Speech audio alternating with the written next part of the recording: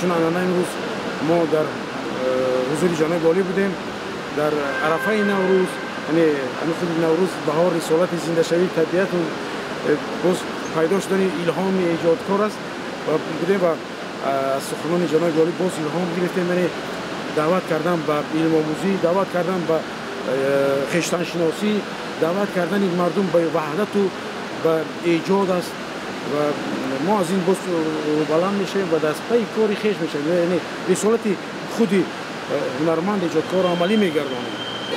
پیشبرنده فرهنگ، پیشبرنده علم، پیشبرنده دانش و پیشبرنده آینده ملت همیشه اینتلیجنس بود و همیشه اینتلیجنس است و هرچند که اینتلیجنت های تاجیک با این مفهوم اینتلیجنس 100% جواب دادن نمیتوانند.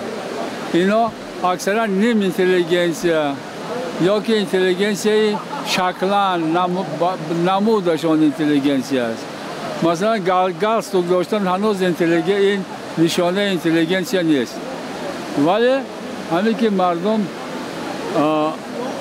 اهل نویسندن، در اکادمی کار میکنن، در انستیتوت‌های علمی کار میکنن، در انستیتوت‌های تعلیماتی کار میکنن، در دانشگاه کار میکنن، و همین کفایه است برای در نوبت اول برای شناختن هم ملت هم اینتلیجنس. نماینده های بسیار بخش ها در این سخنرانی کردند. سینما، مثلا دانشجوها، جوان ها، مثلا خوب ادیبا، اینا همشون درد خودشون گفتن. ما خیلی میکنم که این کار درستی هم هست. این محفل از محفل‌های دیگه با اون فرق داشت که در اینجا تعریف و توصیف بهوده کمتر بود. و خود پرزیدنت هم گفت که من تعریف نکنیم. من بخوام بگم که آهسته دیگه از ورطه بیم و هراس و از ناتوانی و ترس اینا ما دیگه عبور کردیم. دیگه میایم گپمون روی راست میگیم. وطن یک نفر، دو نفر، سه نفر ساختن نمیتونه. وطن باید ملت سازد و ما باید در ساختن این وطن باید پهلو ملت باشیم. شاعران و نویسنده بیشتر از چی در دل میکردن؟ یعنی چی میگفتن؟ اونا در دل نکردن، کف دادن به سخنهای من. خیال میکنم که همراه من بود. میدونید چی گفتم در اونجا؟ اولین سخن من چی بود؟ در را بکشا، بهار در پشت در است. عشق و هوس و خما در پشت در است. یک زلزله آفتاب در دیده و دل، یک عاشق بیقرار در پشت در است. بسیار برای نفرایی که در کینماتوگراف کار میکنن، در سینماگران که در کینماتوگرافیستان تاجیکستان همش یک توجه خیلی زیاد شد نسبت سینما که تا شما دیدین که جناب والی پیشنهاد دادن یک برنامه رشدی که از سال 2016 و 2020 تبدیل میدین با یک هیئت کمیسیایی میشود که پروژه‌های ما، فیلمایی که ما پیشنهاد میکنیم اونا رو یک مبلغ گذاری میکنن، اونا یک حمایت میکنن. جناب والی هم گفتن که چقدر که لازم باشد سهمی که برای گویم که سمت سینما هر چی که لازم باشد ما یاردم میکنیم، ما کمک میکنیم. الکی زمانی اون آمده است که ما زیادتر کمک کنیم برای کینماتوگرافیستا که این ساحه یک پیشتر شود که برای که این ساحه بسیار ساحه مهم است. با پندار انفرادی من که من سالهای طولانی هم در همین باره می نوشتم و اخیراً پرزیدنت جمهوری تاجیکستان هم در همین باره حرف زد و گفت که اینتلیجنس باید جسورتر،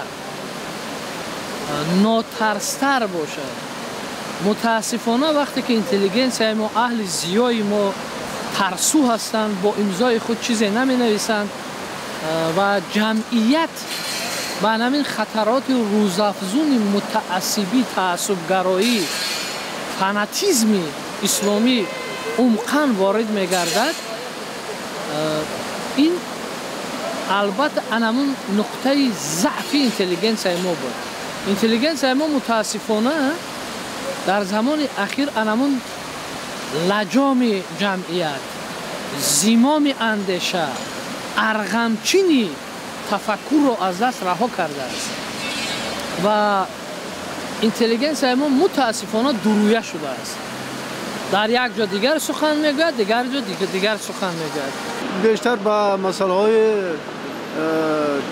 که ادیبان ما در موضوع معاصر درباره انسان معاصر درباره اون ساختمان‌های بزرگی که در جمهوری ما شکل شدن اثر نویسند و واقعیت را آنچنان تصویر سازند که برای وحدت ملی ما، برای استقلالیت جمهوری تاجیکستان، تربیه نسل نو را سازگار باشد و بسیار پیشنهاد بجا بود و حتی درباره گذشته ما، تاریخ، اثرهایی که درباره موضوعهای تاریخی ایجاد میشوند باید آنچنان باشند که برای مستحکم شدن وحدت ملی ما، صلح و ثبات در جامعه ما، خودشناسی مردم ما بسیار منفعت بخشند، یعنی که معنویت مردم ما را از جوانای ما را بیشتر کنند، خصوصا در این زمان که جهانی شوی است و گروه ها و هر حرکت های گوناگون است